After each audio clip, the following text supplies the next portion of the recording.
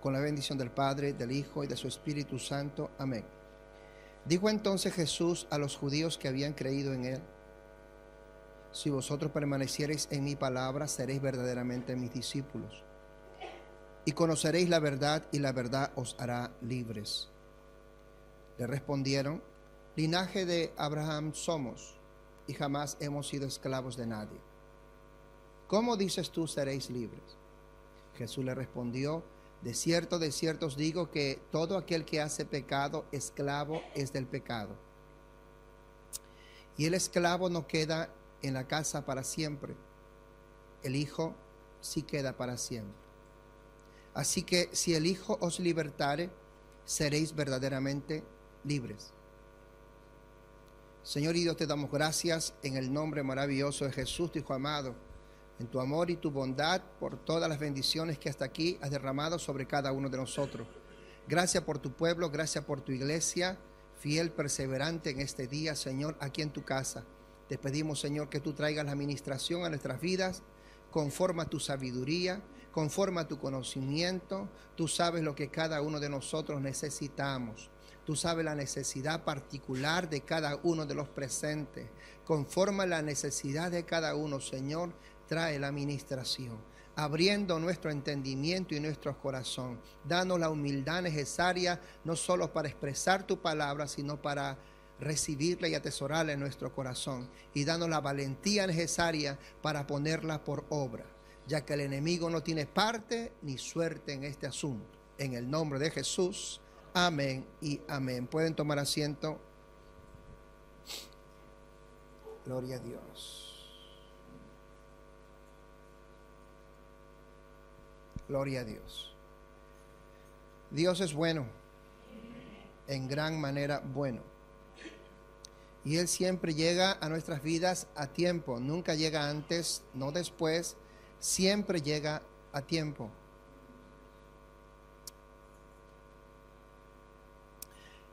Recuerden que la Biblia parte desde el Génesis hablándonos de un Dios que todo lo hizo bueno y bueno en gran manera. La Biblia nos habla que la relación del hombre con Dios era buena y buena en gran manera, hasta que entró el pecado. Es decir, el pecado es lo que distorsiona la relación del hombre con Dios. Y vamos a ver que el pecado no solo distorsiona la relación del hombre con Dios, sino que distorsiona la relación del hombre en relación a su prójimo. Es decir, la relación del hombre con su esposa, la relación de la esposa con su esposo, la relación de padres a hijos.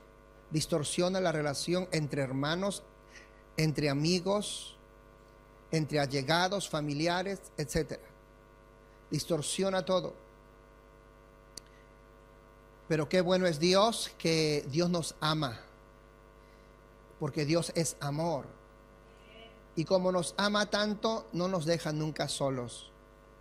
Y nos envió a un Salvador. Su nombre es Jesús de Nazaret. ¿Cuántos dicen amén? Gloria a Dios. Es importante que nosotros, a la luz de la Escritura, veamos el llamado de Dios. Dios quiere que nos movamos en libertad, sin complejos, sin estar mirando a los demás, sin estar mirando al resto del qué dirán. Porque yo no sé si a usted le gusta moverse estando a merced de los demás. Creo que a nadie. Queremos sentirnos libres, ¿verdad? Hay personas que llegan a un lugar, son calladitos, calladitas, ¿verdad?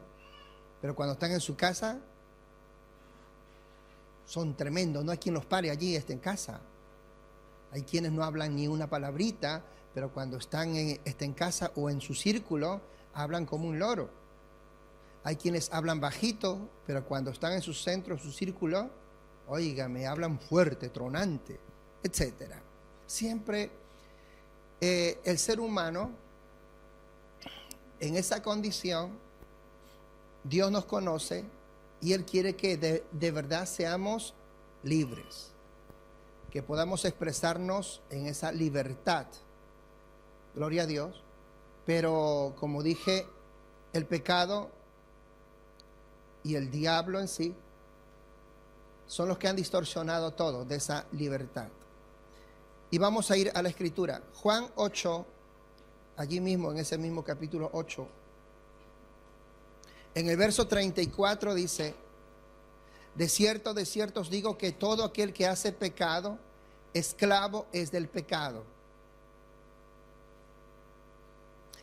Estamos hablando de libertad. Y ahora el Señor me habla de esclavitud. Recuerde que el Señor quiere que seamos libres, pero sin embargo el Señor mismo enseña que todo aquel que hace pecado, todo aquel que hace pecado, esclavo es del pecado. Quiere decir que un esclavo no es libre. Un esclavo no puede gobernarse a sí mismo. Un esclavo no puede proceder por sí mismo. Hay muchas personas que piensan que son libres, pero Jesús les dice que son esclavos. ¿Por qué le llama el Señor esclavos? Porque hay algo que gobierna y domina en su vida. Y en este caso Jesús habla que el que practica o el que hace pecado, esclavo es del pecado. Quiere decir que el pecado que practica lo domina a uno, lo gobierna a uno, toma decisiones por uno, lo lleva por donde uno muchas veces no quiere. Y muchas personas dicen, ya no lo vuelva a hacer. ¿Y qué ocurre? Es que lo vuelve a hacer. Voy a dejar esto que es malo, porque el Señor nos ha dejado, óigame bien, incluso de la conciencia, para que nosotros podamos entender entre lo que es bueno y lo que es malo. Aunque hay personas, muchas personas dicen, yo no conozco Biblia, pero tienes conciencia, y la conciencia te dice lo que es bueno y lo que es malo. Ese pequeño juez que Dios nos ha puesto dentro de nosotros. Y el que hace pecado, el Señor dice, esclavo es del pecado. En otras palabras, no vive en libertad. ¿Cuántos dicen amén? Y eso no es vida, hermano. Eso no es vida. Porque muchas personas quisieran dejar el pecado, pero no pueden, porque están hechos esclavos, dice la Escritura. En primer lugar, hay que entender que el diablo y el pecado esclavizan. Mira usted también en 1 Juan capítulo 3 verso 8 dice así: el que practica el pecado es del diablo, porque el diablo peca desde el principio. Para esto apareció el Hijo de Dios, para deshacer las obras del diablo. Mire, no solamente el pecado esclaviza a la persona, sino que la Escritura dice que el que practica el pecado es del diablo. Quiere decir que el que practica el pecado le pertenece a ¿quién? Y el diablo dice, ese es mío. El diablo dice, ese es mío, esa es mía. Y uno dice, ¿cómo puede ser que una vida, una alma sea de Satanás? Y Satanás dice, porque practica el pecado. Es más, Jesús por eso nos enseña a la luz de la Escritura que el que practica el pecado es del diablo. ¿Y por qué una persona puede hacer del pecado una práctica? ¿Sabe por qué? Porque ya es esclavo del pecado. Cuando una persona es esclavo, eso es lo que se entiende por incluso adicción. No solamente adicción a la droga, adicción al alcohol, hay adicción a la pornografía, hay adicción a toda perversión sexual. ¿Me están entendiendo hasta aquí? Hay adicciones, voy a decirlo así, hasta la mentira. Hay gente que no pueden parar de mentir. Si no mienten, se sienten mal. Ya han hecho parte de su vida la mentira. Quieren dejar de mentir y les cuesta. Y así podemos hablar de tantas situaciones que se han convertido en una adicción, en una esclavitud. Y Juan Apóstol también dice que el que practica, el que está en esa condición, entiéndalo bien, es del diablo. Esto que estamos hablando es fuerte. Hay muchas personas que pueden ir a una iglesia, pero están en su pecado. Aunque vayan a una iglesia, la Biblia dice que son del diablo. Es fuerte. Es fuerte. Hermanos, ir a una iglesia no nos salva. Cargar una Biblia no nos salva. Tener una cruz en el pecho no nos salva. Tener una cruz en la oreja no nos salva. Tatuarnos en el cuerpo una cruz no nos salva. Poner cuadros ahí en casa no nos salva. Prender vela a los santos no nos salva, etcétera. El único que nos salva, ¿quién es? Jesucristo. El pecado esclaviza. Hay personas que, incluso niños, que van incursionando en el pecado. Van incursionando. Para eso están los padres, para ir corrigiendo. ¿Cuántos dicen amén? Para ir corrigiendo. Y cosas que nosotros no vemos, para eso estamos nosotros, para orar a Dios e interceder por ellos. Porque las que no vemos, Dios sí que lo ve. Y como Dios lo ve, oramos para que Dios intervenga en las áreas que nosotros no vemos. Y Dios sí que sabe cómo intervenir. ¿Cuántos alaban al Señor? Así que hasta acá vemos que el que practica pecado, esclavo es del pecado. El que practica pecado es del diablo. Pero, ¿qué dice la Escritura? Para esto apareció ¿quién? El Hijo de Dios. Para esto mismo. Porque Dios desde los cielos miraba cómo el hombre incursionaba cada vez más y más en la práctica del pecado. Por eso dice, por cuanto abundó el pecado, sobreabundó la gracia de Dios. Por eso dice que para esto mismo apareció el Hijo de Dios, para deshacer las obras del diablo. O sea, el diablo dice, tengo en mi poder a muchas personas, porque a las personas les gusta pecar. La misma Biblia dice que el mundo está bajo el poder del maligno. Pero para acabar con esa obra de Satanás, para eso vino ¿quién? Cristo Jesús. ¿Cuántos alaban al Señor? Es decir, solo el Hijo de Dios, en su gran amor, vino para deshacer las obras de Satanás, para romper esas cadenas, para deshacer ese espíritu de esclavitud que muchas personas tienen en el pecado. ¿Me va siguiendo hasta aquí? Ahora volvemos a Juan capítulo 8, ahí mismo, Juan 8, en el verso 36, y leemos así. Así que si el Hijo de Dios os libertare, que dice, seréis verdaderamente libres. Es decir, que Cristo tiene el poder de libertar. ¿Cuántos alaban al Señor? Es decir, que no todo está perdido. Que no todo está perdido.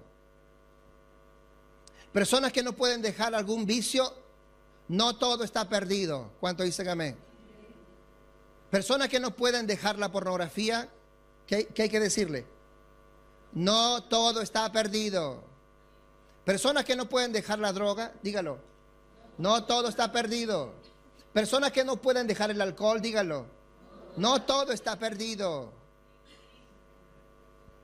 Hay personas que quieren dejar su adulterio y no pueden dejarlo.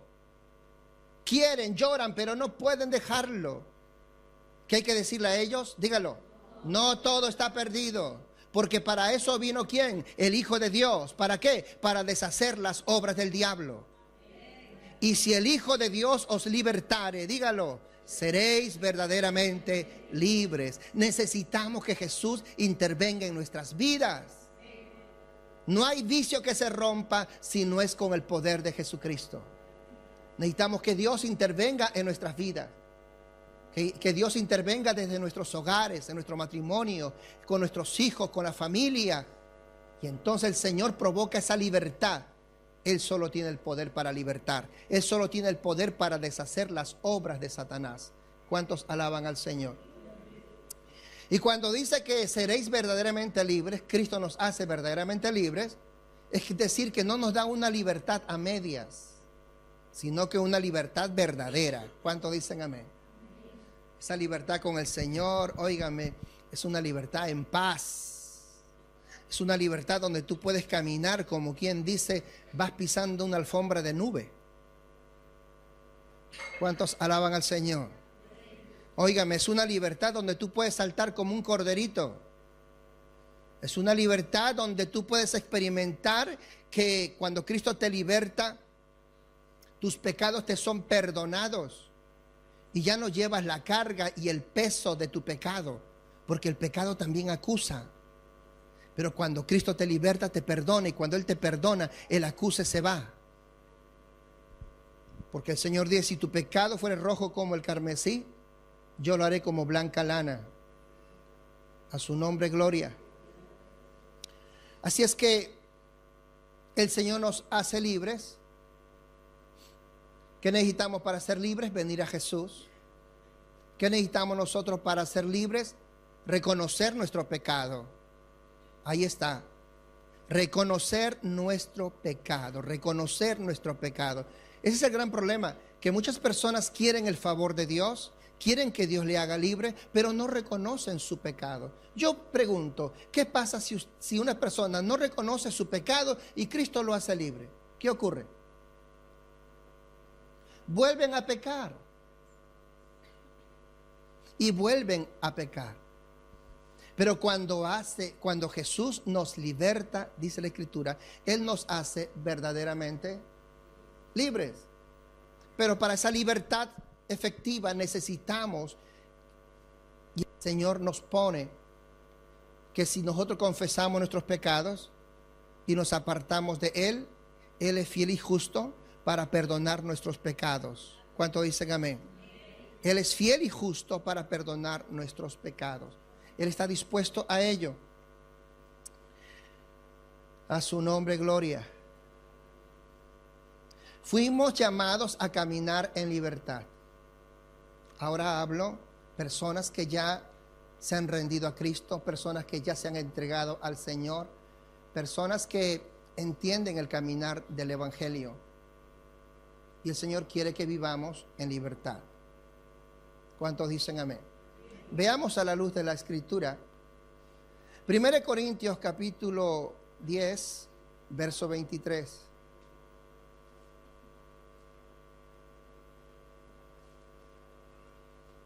Amén. 1 Corintios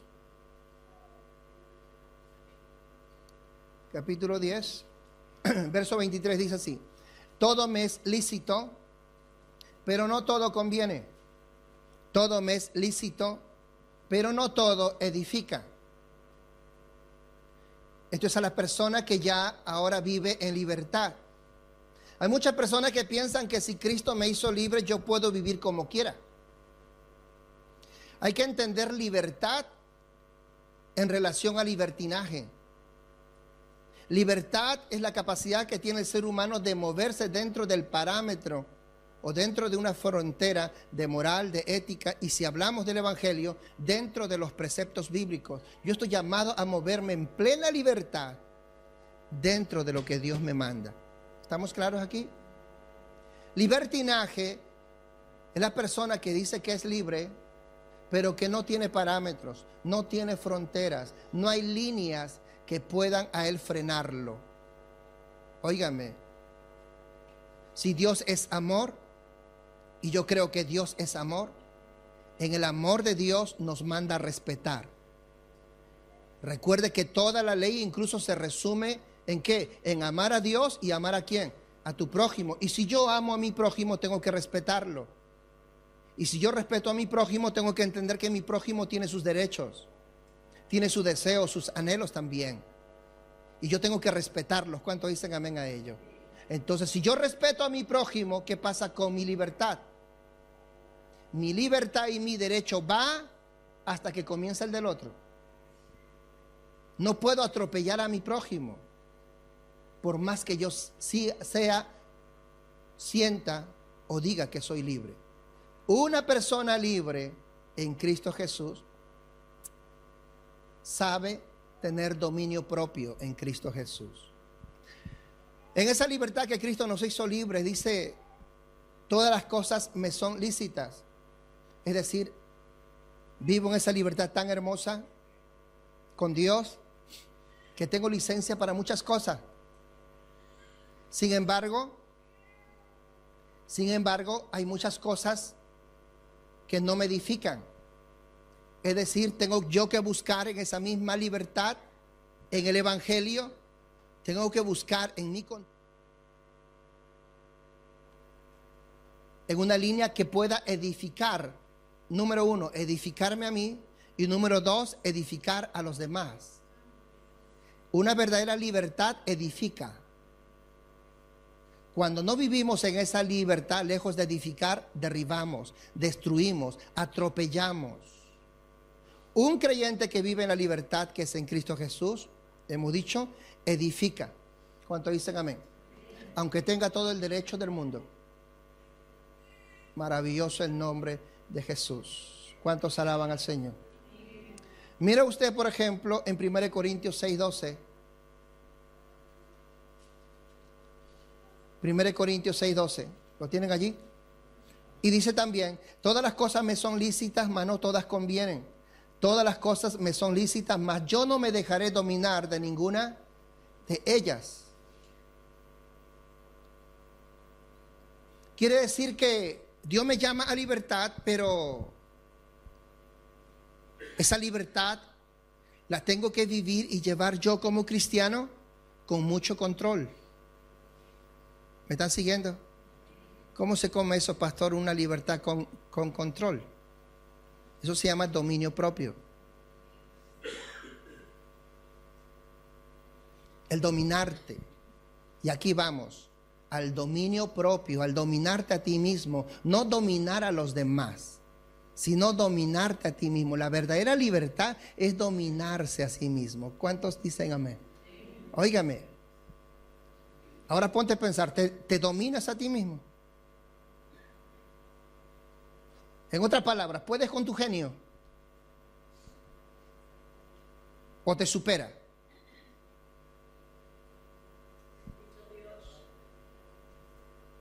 La verdadera batalla está con nosotros. Está con nosotros, está en nosotros ahí. Y Satanás se aprovecha de eso. Cuando tentó la primera vez a Eva, sacó esa batalla y dijo ahí, mira, si tú comes de ese fruto, seréis como Dios. Le está provocando a ella que ella ejerza su libertad. ¿Para qué? Para rebelarse contra Dios. Es decir, la libertad en el Señor es buena. Y Dios quiere que nos movamos como querramos en el Señor. Pero siempre cada movimiento que hagamos, cada acción que hagamos, edifique a los demás. Óigame, y si lo que vas a hacer o decir va a atropellar, va a anular, va a mermar, va a debilitar a tu prójimo, ¿qué haces con tu derecho? Dice la Escritura, no lo hago. No lo hago. Pero entonces si yo no lo hago, no soy libre. No, no es eso. Eres libre para frenarte. ¿Y cuál es el combustible de esa libertad? El amor. Por amor te frenas. Le voy a dar un ejemplo claro de esa persona. Una madre. Una madre se frena mucho. Y digo una madre porque esa madre es una madre especial, no sé. Bueno, hasta la misma sociedad lo dice, ¿no? Por algo se celebra más el Día de la Madre que el del Padre. Es la verdad. Es más, Dios, para hablarnos de esto, Dios dice así, a través del profeta Isaías, ¿se olvidará la mujer del que dio a luz? No habla del amor del papá, habla, dice, ¿se olvidará la mujer del que dio a luz? Dice, no. Pero si aún así esta mujer se olvidare, dice Dios, yo nunca me olvidaré de ti. Quiere decir que el amor de una madre es grande, pero más grande es el amor de Dios. Y ese amor de Dios es el que Dios ha derramado en nuestros corazones cuando Él nos hace libres. Y Él quiere que en esa libertad nos movamos. Pero busca en esa libertad las cosas que edifican, no las que no edifican. Busca las cosas que te edifiquen a ti Y busca las cosas que edifican a tu prójimo. Y si es cosas que no te edifican, ¿para qué lo vas a hacer? ¿Para qué vas a lugares que no te edifican? ¿Para qué entrar en problemas? Es que es mi derecho. Pero si tu derecho no edifica, ¿para qué vas a ejercer ese derecho? Por eso hablamos de dominio propio. ¿Cuántos alaban al Señor? No todo edifica, no todo conviene, y yo no me dejaré dominar de ninguno de ellos. ¿Cuántos dicen amén? Hola. Hay quienes tristemente abusan de esa libertad. En 1 Corintios capítulo 8, verso 9 dice así: la libertad nuestra no es para atropellar o hacer tropezar a nadie. ¿Qué le parece? Pero mirad que esta libertad vuestra no venga a ser tropezadero para los débiles. Que la libertad nuestra no venga a ser tropezadero para los débiles. A su nombre, gloria. En el caminar cristiano, hermano, hay unos que llegan al Evangelio, hay otros que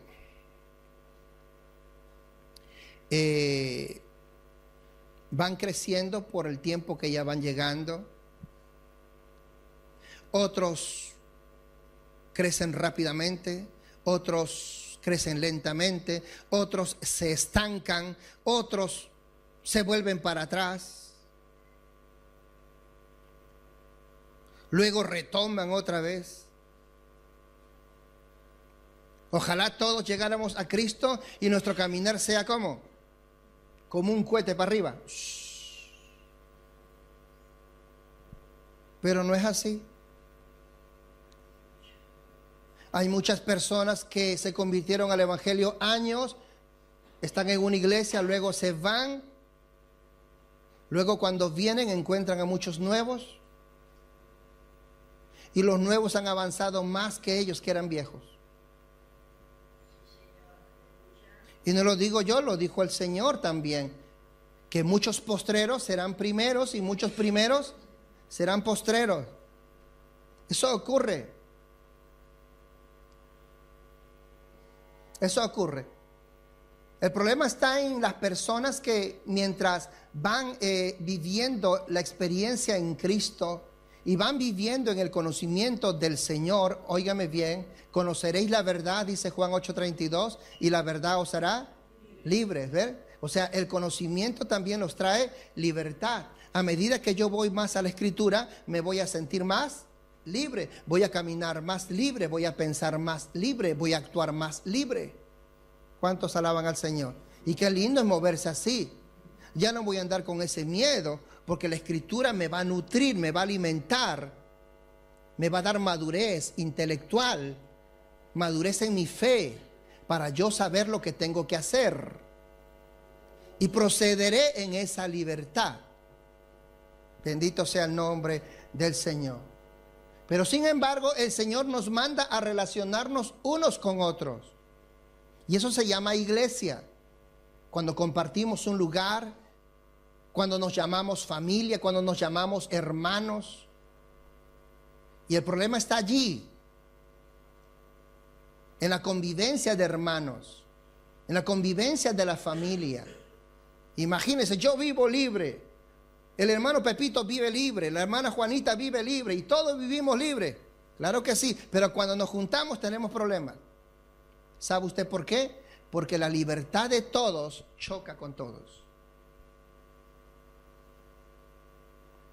Por eso se tiene que ejercer lo que de verdad edifica. Y recuerde que en la asamblea del Evangelio, la iglesia, hay personas, vuelvo a repetir, que siempre el Señor va a ir trayendo vidas a la casa del Señor. A toda iglesia donde se predica el Evangelio, el Señor va a ir trayendo vidas siempre. Y hay muchas vidas que aún no saben y no entienden las cosas del Evangelio, solo saben que necesitan de Dios. ¿Cuántos alaban al Señor? Y es por eso que estamos llamados a que la libertad que nos viene de parte de Dios a la luz de la palabra siempre sea para edificar a los demás, nunca para atropellar. ¿Cuántos dicen amén a ello? Por eso dice, mirad que esta libertad vuestra no venga a ser tropezadero para los débiles. Y esto lo habla en el contexto de los alimentos. Pablo dice que el ídolo, por ejemplo, el ídolo nada es. Y que comer lo sacrificado a los ídolos o no comerlo da lo mismo, porque el ídolo, dígalo, nada es. Así que no hay problema, dice Pablo. Pero sin embargo, Pablo expone un ejemplo y dice, pero si viene algún hermano débil en la fe, que aún no conoce y no entiende que el ídolo nada es. ¿Me están entendiendo que el ídolo nada es? Pero hay que reconocer, hay personas que ven un ídolo y tienen miedo.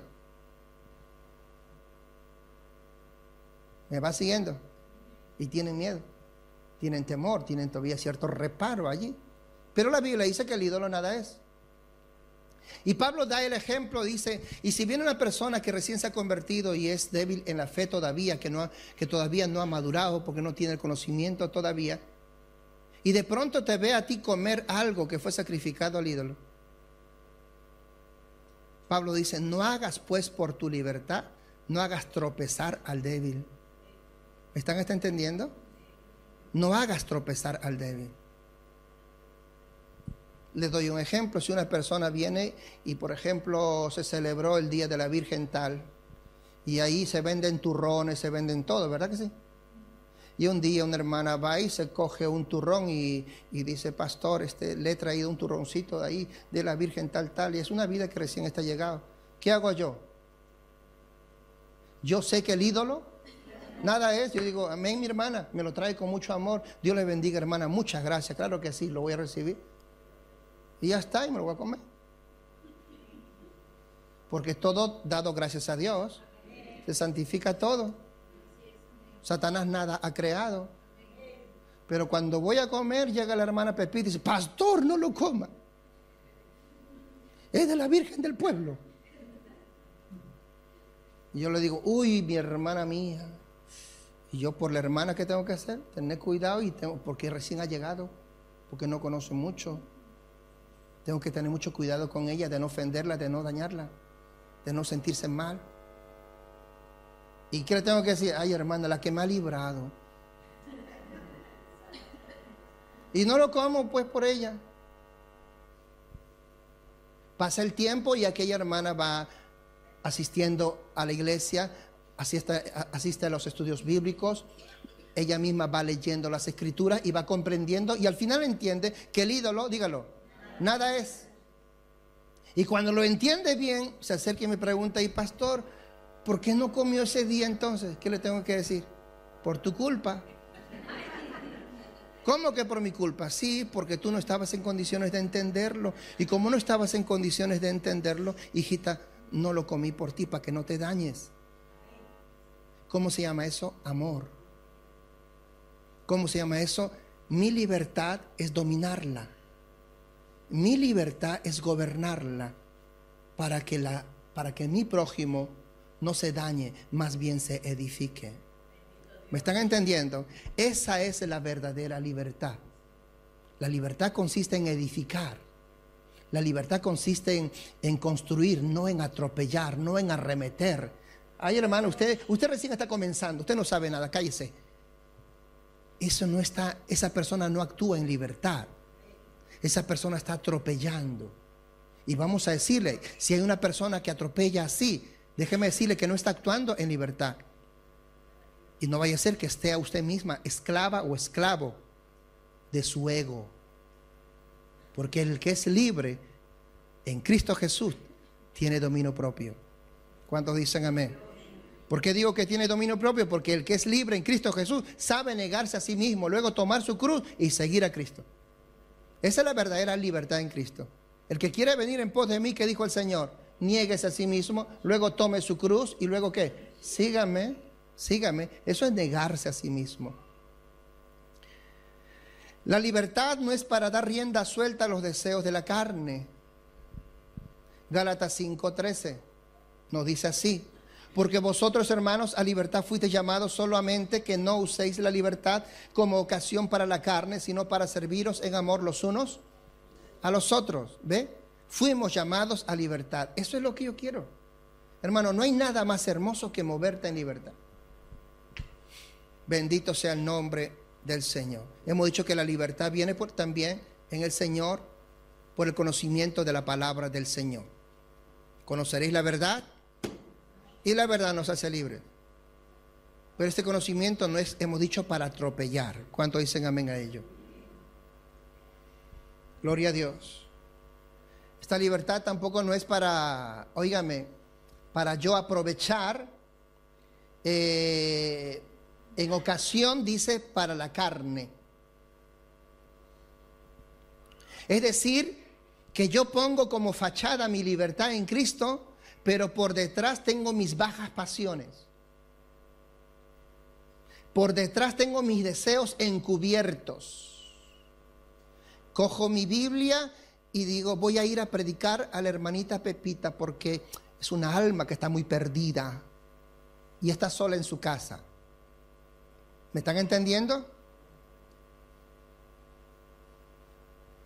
Aparentemente puede haber un acto de piedad, pero no hay sabiduría allí. Y el que actúa de esa manera, cuidado, no vaya a ser que lo que esté detrás son sus deseos carnales. ¿Me están siguiendo aquí? Por eso dice la Escritura, la libertad no es para satisfacer tus deseos carnales. ¿Qué deseos? Que detrás de esa aparente libertad lo que haya es fornicación, lo que haya es adulterio, lo que haya es lascivia, lo que haya es promiscuidad. Cuidado con eso, que se esconda ello. La libertad en Cristo, dice literalmente el mismo Gálatas 5:13, es para serviros en amor los unos a los otros. La verdadera libertad lleva servicio. Es decir, una persona que dice, yo sí soy libre en Cristo, esa persona tiene que ser la más servicial. Hola, ¿cuántos son libres en Cristo? Entonces usted tiene que ser muy servicial. Si usted no es muy servicial, pregunto, ¿dónde está su libertad? Aún le falta esa libertad. Esa libertad gloriosa, esa libertad plena que Dios quiere para ti. Dios quiere una libertad plena para ti. Y esa libertad se mira en el amor. Y en ese amor para serviros los unos a los otros. Pero no para satisfacer los deseos de la carne, según Gálatas 5, verso 17 hacia adelante. Es por eso que nosotros, como iglesia, establecemos ciertos patrones de conducta, ciertas normas, ciertas reglas. Óigame, hay muchas personas que cuando van y hablan de la libertad en Cristo, dicen, yo me centro en la Biblia, no en dogmas, no en mandamientos de hombres. Óigame, no en normas inventadas por hombres. Escúcheme bien, hermanos míos. No hay iglesia en la faz de la tierra que no tenga normas. Todas hablamos de la Biblia. Todas las iglesias cristianas estamos llamados a hablar de la Biblia y a centrarnos en la Biblia, ¿correcto? Toda iglesia de sana doctrina tiene que centrarse en la Escritura. Pero toda iglesia establecida en esta tierra está llamada a establecer ciertas normas de conducta y de relación entre unos y otros. ¿Sabe usted por qué? Porque nos guste o no, también tenemos que estar asentados, registrados ante el gobierno, la generalidad, etcétera, etcétera. Tienen que haber ciertas normas que gobiernen y rijan nuestra conducta. Hay normas que difieren de una iglesia de otra. ¿Qué problema hay? Las normas se establecen para establecer cierto orden en la iglesia, como en cada casa. Yo creo que cada familia tiene ciertas normas. Y en honor a la verdad, no todas las familias tienen las mismas normas. Hay familias cuyas normas son más estrictas que otras. Hola. ¿Verdad que sí? Pero todas tienen ciertas normas. Si no hubieran esas normas, no hubieran esas discusiones, entre comillas. Aparentemente, las discusiones vendrían por otra cosa. Te he dicho que te levantes, te he dicho que esto, que laves el plato, que esto, lo otro, que recojas tu plato, que lo lleves a la cocina, que laves, aunque sea el plato tuyo, que tiendas tu cama. ¿Es así o no? Que no es hora de estar llegando aquí, ya es tarde ya. Si comemos, comemos todos. Ciertas normas que cada uno va poniendo en casa. Ahora yo puedo tener normas en casa, pero cuando voy a visitar la casa suya, yo no voy a exigir mis normas en tu casa. Y si usted viene a visitar la mía, usted no puede exigir sus normas en mi casa. ¿Cuántos dicen amén? Hay quienes les encantan poniendo normas en las casas de los demás. Sígame. Así que toda familia tiene normas.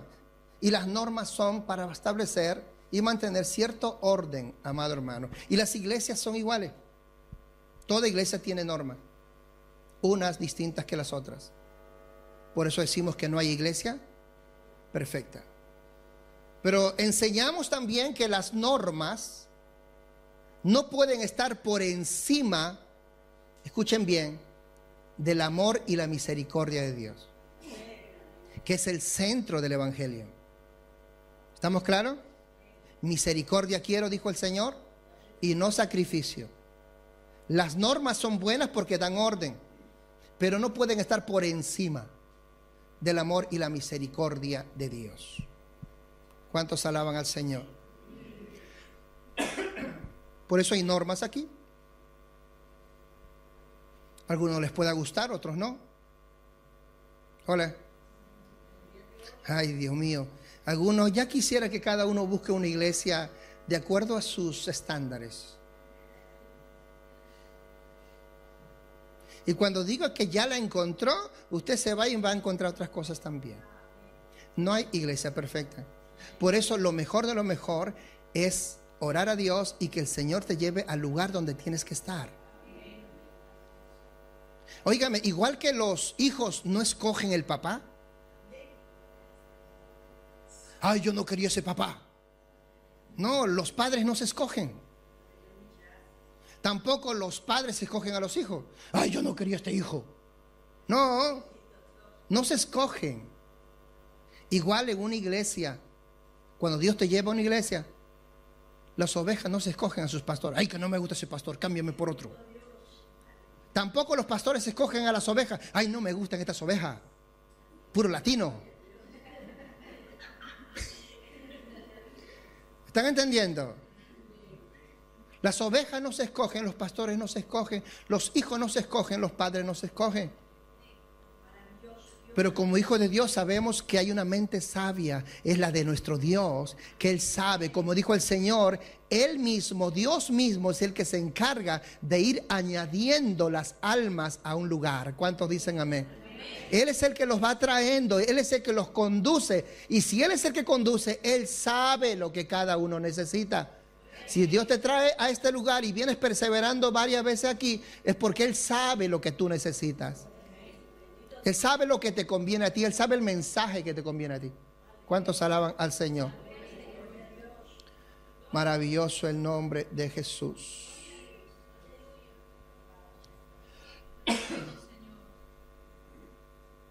Gloria al Señor.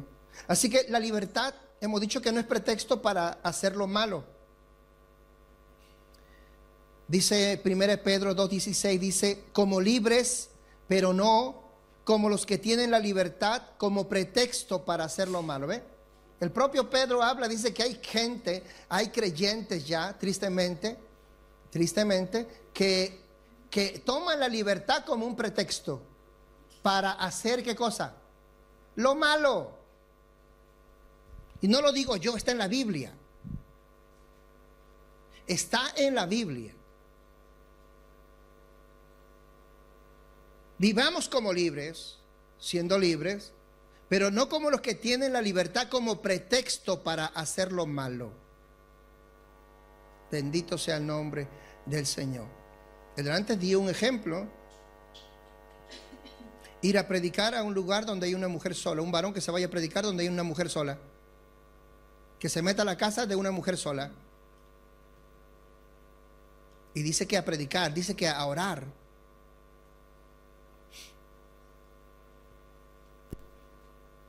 ¿Está mal eso? Según su libertad puede hacerlo. Pero edifica, no edifica. Construye, no construye. Y cuidado, dice, que no vaya a ser que detrás de esa libertad, lo que esté detrás son sus bajas pasiones. Por eso existe, he dicho antes, las normas. Dentro de esas normas, en esta iglesia, por ejemplo, no permitimos eso. Y sé que hay otra iglesia que tiene normas así también y no permitimos. Si hay una hermana que quieren que la visite y se dice el pastor va, pues va el pastor, va con la esposa, voy con mi esposa. A mí me gusta estar con mi esposa siempre. Hoy mi esposa está de viaje por la salud de mi suegro, pero a mí me gusta salir siempre con ella. Si voy a visitar a alguien, voy con ella. Y si ella no puede ir, voy con un hermano, voy con un grupo de hermanas. Tampoco voy con una hermana sola. Mi esposa usted no puede, hermana Lucha, ¿puede ir conmigo? Sí, claro que sí, pastor, que mi marido tampoco está. Vámonos. Eso no es así. ¿Me están entendiendo? No se procede así. Entonces hay normas dentro de una iglesia. Ahora, porque la Biblia dice que estamos llamados a vivir en esa libertad, pero a tener un buen testimonio, tanto de los que están dentro de la iglesia, como de los que están afuera, que no son de la iglesia. Los que son de la iglesia tal vez porque ya hemos hecho feeling, ya nos conocemos, me aman mucho, nos amamos mucho. Entonces, muchas veces por el amor, por el feeling que hay, a veces nos pasamos tantas cosas. Error. Vamos a suponer que me pasan todo, pero los que están afuera no me van a pasar ninguna. Vamos a ver que aquí te pasan todo, pero los que están afuera no te van a pasar ninguna.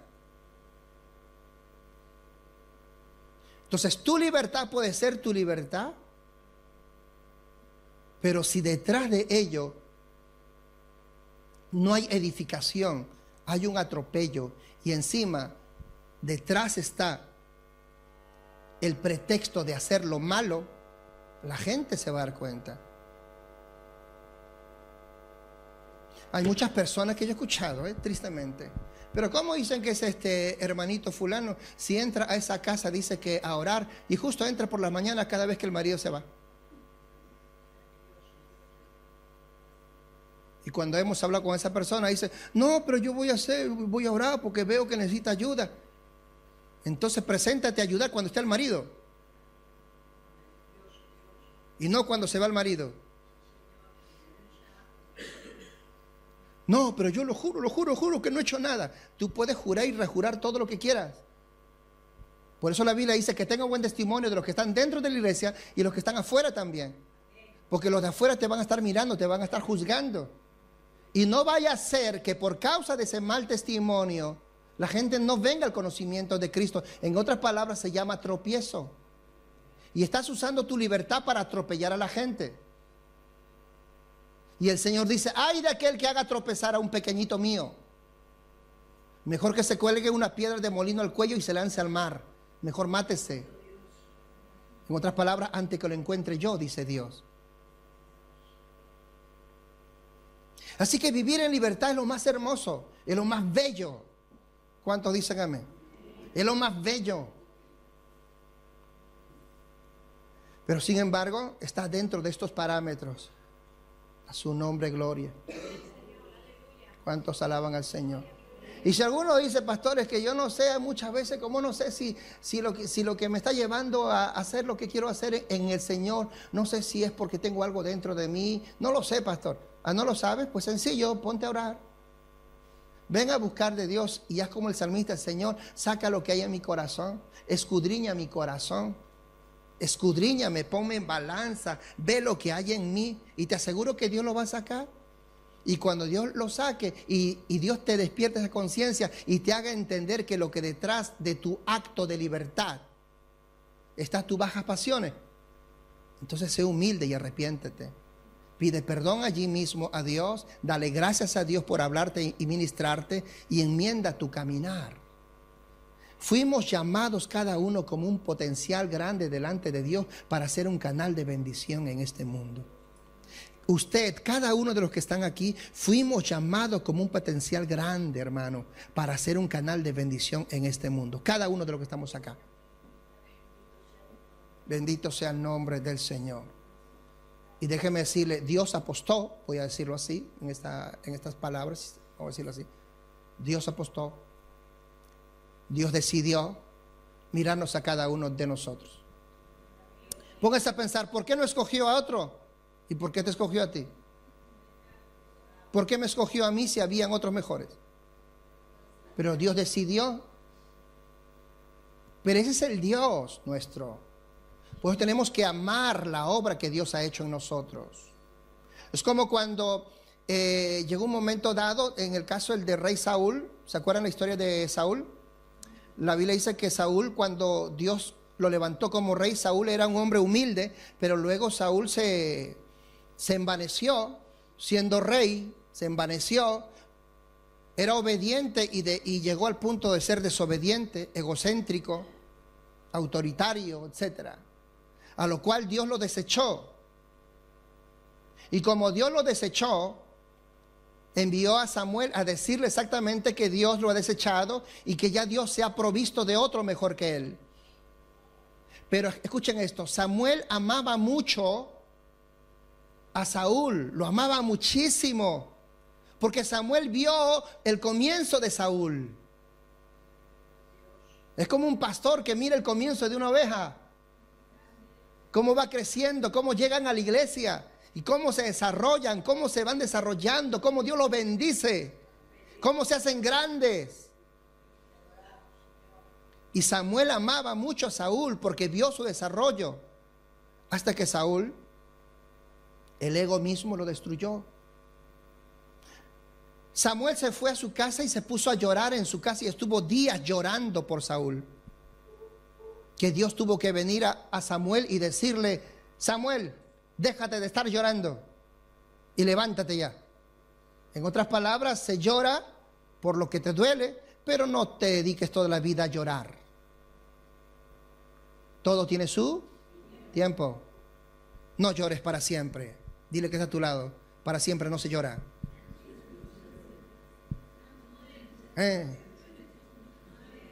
Para siempre no se llora. Y Dios le dijo a Samuel: levántate ya y deja de estar llorando.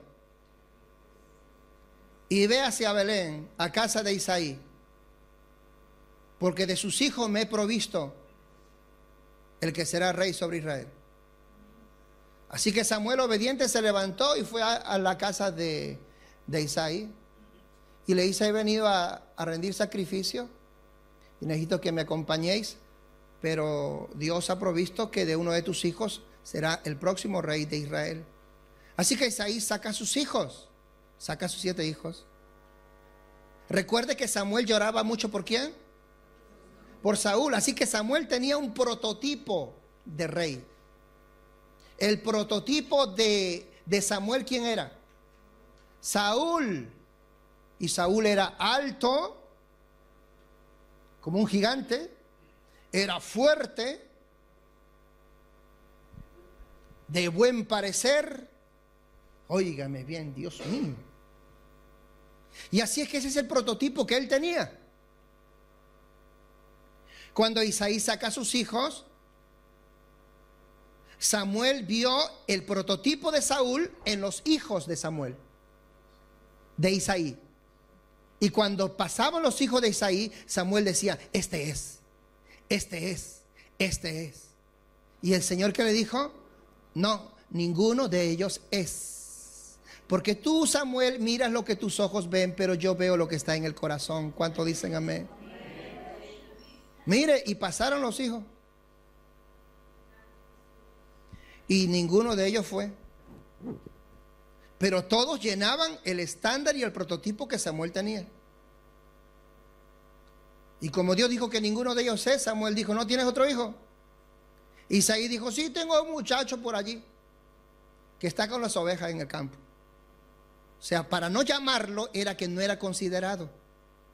Para no llamarlo era que no estaba a la altura de los demás hijos. ¿Me van siguiendo?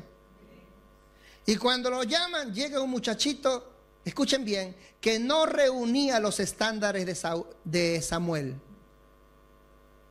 ¿Cómo era Samuel? Alto. ¿Qué llegaba? Un chaparrito.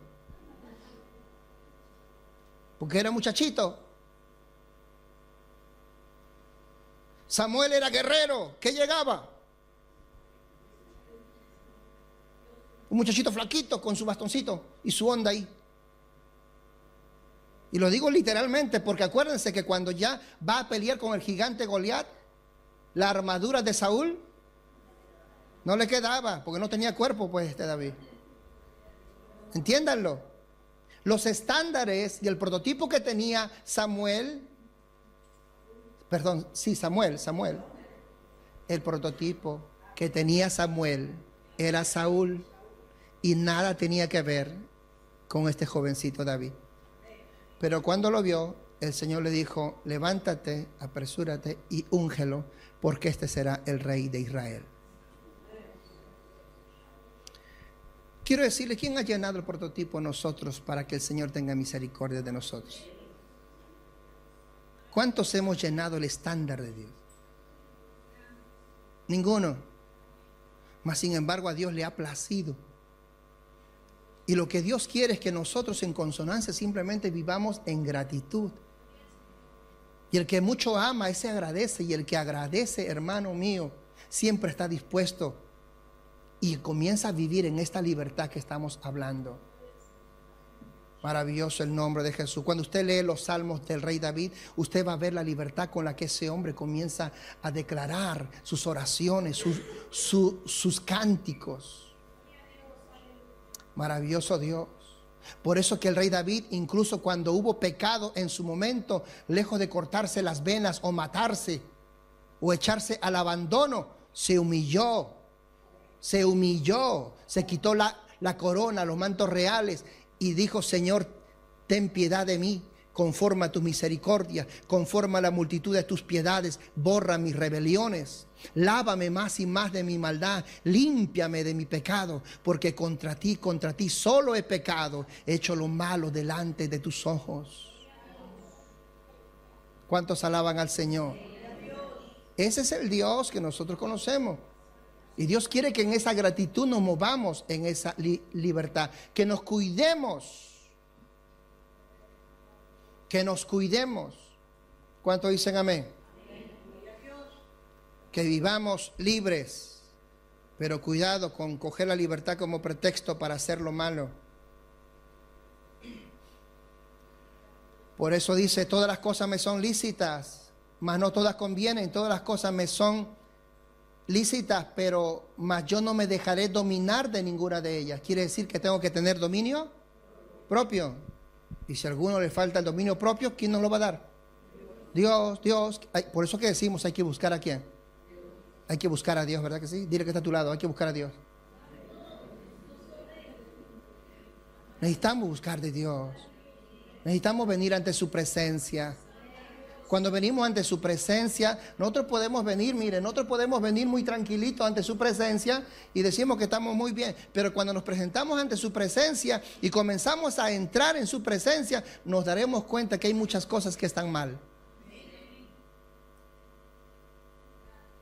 Los defectos salen cuando uno se acerca más a la luz. Yo recuerdo cuando agarraba y yo empastaba paredes, allá en Perú, empastaba todas las paredes con mis llanas, ¿no? Para dejar todas las paredes finitas. Y yo decía, ya acabé. Hasta que alguien colocaba un reflector allí y yo veía todos los defectos en la pared. La luz saca lo defectuoso que somos. ¿Y para qué se ponía esa luz? Para ver los defectos. ¿Y para qué hay que ver los defectos? Para corregirlo. Y me tocaba a mí corregirlo todo. Por eso que nosotros venimos a Cristo, a la luz de Él. Y cuanto más vengamos a Él, nuestros defectos van a salir a luz. ¿Y para qué Dios las saca a luz? Para que las vayamos corrigiendo. Pero si no venimos a la luz de Cristo, nuestros defectos están ahí escondidos, están metidos allí. Y en un momento dado nos van a traicionar. Concluimos.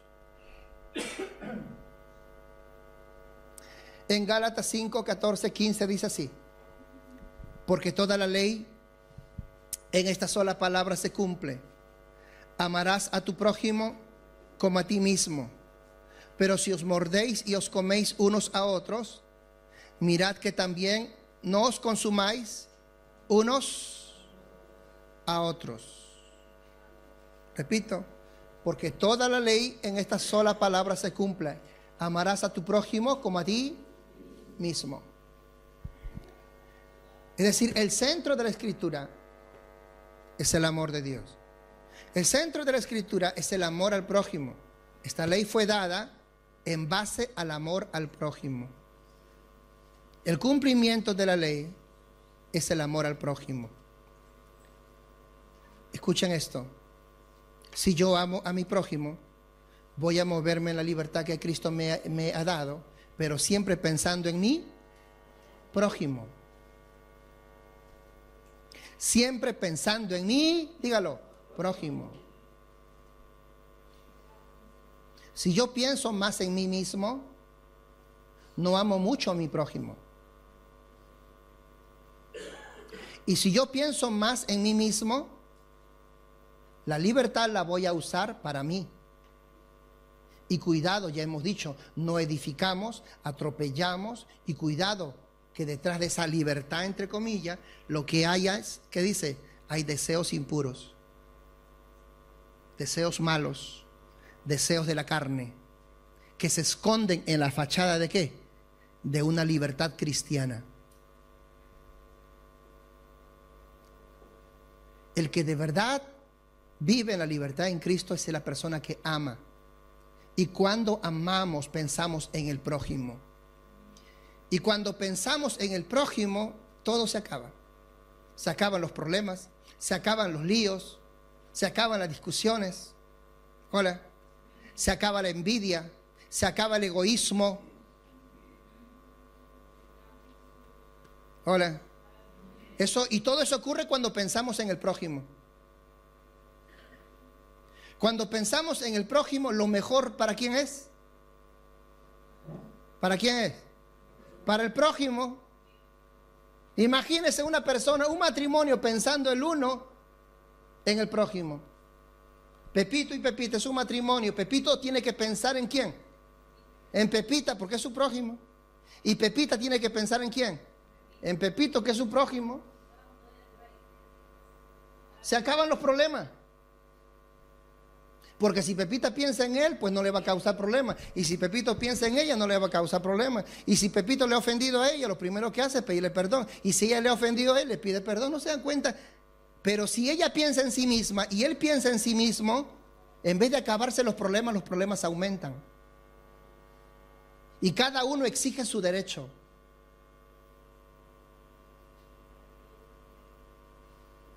La verdadera libertad se conduce en la carretera del amor y siempre va pensando en el prójimo. Otro ejemplo: una persona que llega al evangelio. De un matrimonio, uno llega al evangelio, el otro no llega al evangelio. Y la que llega al evangelio, mientras va creciendo, va conociendo, se va haciendo más fuerte, más firme. Pero luego voy a suponer que es ella la que está más firme, y luego mira a su marido Pepito, y Pepito, cuando le hace problema: cállate, tú eres un diablo.